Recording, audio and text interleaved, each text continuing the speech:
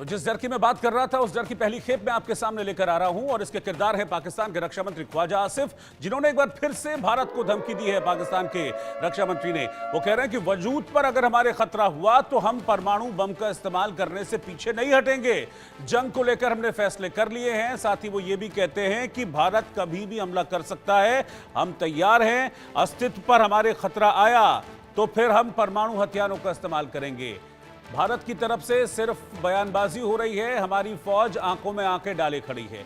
अब आप ये देखिए इस तरह के बयान, और ये कई दिनों से इस तरह के बयानों की ट्रेन चल रही है और ये अकेले इकलौते बयानवीर नहीं हैं। इस ट्रेल में बहुत सारे बयानवीर हैं पाकिस्तान के, लेकिन ये इस तरह के स्टेटमेंट्स, परमाणु बम की रट लगाना, ये सिर्फ और सिर्फ डर दिखाता है, जबकि भारत ने एक बार भी नहीं कहा। और भारत हमेशा से ये कहता रहा है कि हमारी परमाणु को लेकर नो फर्स्ट पॉलिसी है कि हम इसका कभी भी पहले इस्तेमाल नहीं करेंगे। बल्कि कल परसों की अगर मैं बात बताऊं तो नज्म सेठी पाकिस्तान के बड़े पत्रकार हैं, वो एक चैनल पर बैठे हुए कह रहे थे हमारी परमाणु को लेकर फर्स्ट पॉलिसी है, फर्स्ट यूज पॉलिसी है कि हम पहले परमाणु इस्तेमाल करेंगे। तो अब आप देख लीजिए दोनों देशों के बीच कितना भारी अंतर है और ये अंतर इस डर को जाहिर कर रहा है और ये डर जरूरी है। पाकिस्तान के रक्षा मंत्री ख्वाजा आसिफ पहले भी इस तरह की बात कर चुके हैं और ये वही ख्वाजा आसिफ हैं जिन्होंने इस बात को स्वीकार किया था एक इंटरव्यू के दौरान कि पाकिस्तान पिछले कई सालों से आतंकवाद को पैसा दे रहा है, आतंकवाद को खाद पानी दे रहा है और अब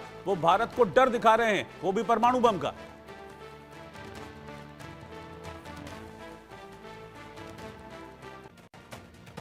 और इस बीच एक और ब्रेकिंग न्यूज में आपको बता दूं, पाकिस्तान के सांसद ने फिर से परमाणु बम की धमकी दी है। एक और बयानवीर इमरान खान की पार्टी के सांसद हैं जिन्होंने धमकी दी है कि पाकिस्तान न्यूक्लियर पावर है। नाम है इन भाई साहब का सैयद अली जाफर। कह रहे हैं कि पाकिस्तान डरता नहीं डराता है, लेकिन इनके ये स्टेटमेंट्स खुद बता रहे हैं कि किस कदर ये डरे हुए हैं। आज के वक्त में पाकिस्तान में जिसको देख लो वो सिर्फ परमाणु बम की बात करता है।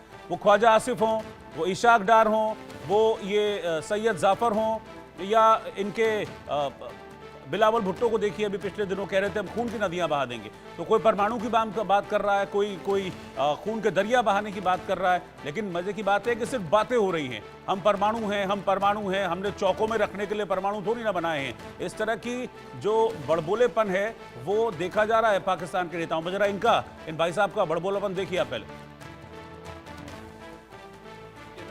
ने पानी को हथियार बना दिया है और हमें हमारे बका को, पाकिस्तान की सालमियत को, उसको खतरे में डाल दिया है। तो मोदी साहब को मैं कहना चाहता हूं कि हम इससे नहीं डरते। हम वो कौम है जो कुर्बानियों से बनी है। पाकिस्तान कोई कॉलोनी नहीं है किसी की कि हमारा आप पानी बंद कर देंगे, हमें प्यासा रखेंगे, हमें भूखा रखेंगे। हम एक न्यूक्लियर पावर हैं, हम एक खुद मुख्तार कौम हैं। हम वो फौलाद हैं जनाब जो आग से भी नहीं पिघलता। अच्छा, एक चीज और है बड़ी कॉमन कि पाकिस्तान के जितने भी नेता हैं वो बार बार पानी पानी पानी पानी का जिक्र करते हैं। एक तरफ तो ये कहते हैं कि ऐसे कैसे पानी बंद हो जाएगा, ऐसे कैसे पानी बंद हो जाएगा, कोई मैकेनिज्म नहीं है भारत के पास पानी बंद करने का।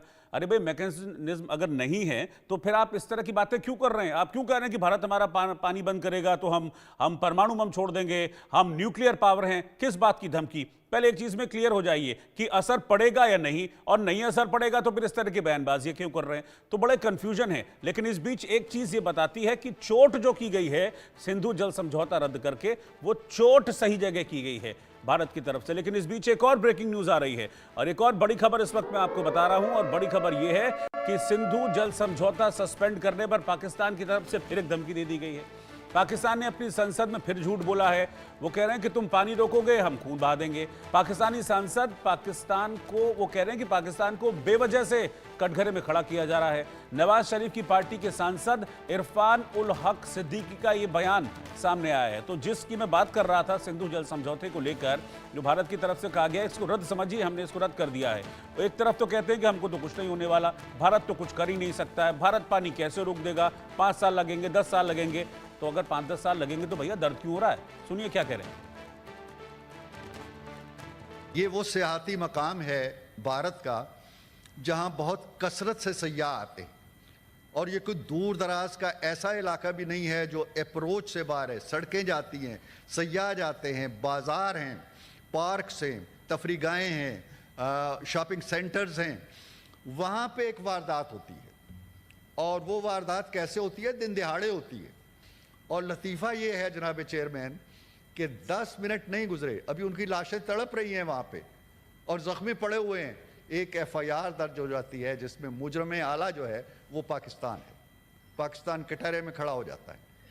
ना कोई तहकीक है, ना कोई तफ्तीश है, ना कोई सबूत है, ना कोई शवाहिद है, ना कोई किसी तरह की कोई ऐसी इंडिकेशन है कि जिसमें पाकिस्तान मुलव्वस है।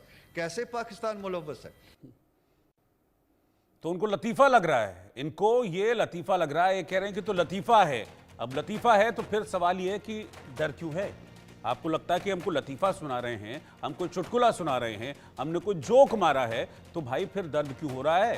क्यों इस बात की जो जिक्र है वो पाकिस्तान की असेंबली में हो रही है? क्यों एक नहीं आपके सारे के सारे सांसद मंत्री सिर्फ ये कह रहे हैं पानी पानी पानी पानी पानी, हमारा पानी रोक देंगे?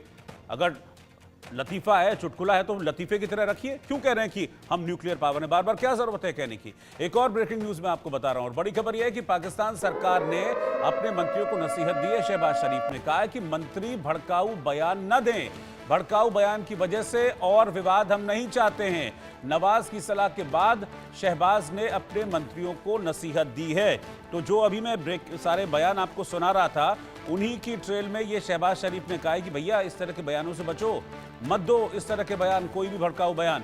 क्योंकि हर किसी को आप देखिए पाकिस्तान में जो नेता हैं, जो हुक्मरान हैं, वो सिर्फ और सिर्फ परमाणु हथियारों की बात कर रहे हैं। अभी इतने सारी स्टेटमेंट मैंने आपको सुना दिए। इसमें ख्वाजा आसिफ भी कह रहे हैं, उनके रेल मंत्री भी कह रहे हैं कि भैया हम परमाणु बम हमने चौके में रखने के लिए थोड़ी ना रखे हैं। उनके विपक्षी पार्टी के सांसद ये कह रहे हैं, सत्ता पक्ष के सांसद ये कह रहे हैं, जिसको देखो परमाणु परमाणु परमाणु। अब इसी तरह के भड़काऊ बयानों पर शहबाज शरीफ ने अपने मिनिस्टर्स को कहा है कि इस तरह के भड़काऊ बयान न दें, इससे स्थिति और ज्यादा विस्फोटक हो सकती है।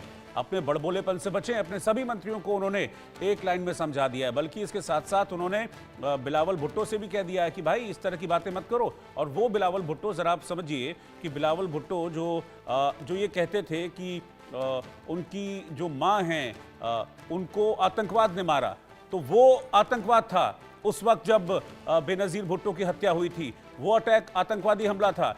इसको वो आतंकवादी हमला नहीं मानते हैं, इसको वो कहते हैं कि हम खून के दरिया बहा देंगे। तो फिर आतंकवाद में इतना फर्क कैसे? यहीं से पता चलता है इन लोगों की मानसिकता का। मेरे साथ इस वक्त दो खास मेहमान जुड़े हैं। मेरे साथ lieutenant colonel retired JS Sodhi साहब, सीनियर डिफेंस एक्सपर्ट साथ में हैं, और हुसैन जावेद जी जो कि वरिष्ठ पत्रकार हैं पाकिस्तान से, वो भी साथ में हैं। आप दोनों का बहुत बहुत स्वागत है मेरे साथ इस चर्चा में। सोढ़ी साहब, पहले मैं आपके पास आ रहा हूं। इस तरह के स्टेटमेंट्स जो लगातार आ रहे हैं, न्यूक्लियर पावर, न्यूक्लियर पावर, हम न्यूक्लियर पावर हैं, हम न्यूक्लियर पावर हैं, जिसको देखो पाकिस्तान में सब यही न्यूक्लियर न्यूक्लियर न्यूक्लियर न्यूक्लियर। एक तरफ कहते हैं कि भाई सिंधु जल समझौता भारत रद्द नहीं कर सकता है, ये और फला। फिर दूसरी तरफ कहते हैं हमको कोई फर्क पड़ने वाला नहीं है। अरे भाई फर्क नहीं पड़ रहा है तो दर्द क्यों हो रहा है? जय हिंद रोहित जी। ये मेरा सौभाग्य कि मैं आपके न्यूज चैनल और विख्यात को पैनलिस्ट के साथ हूं।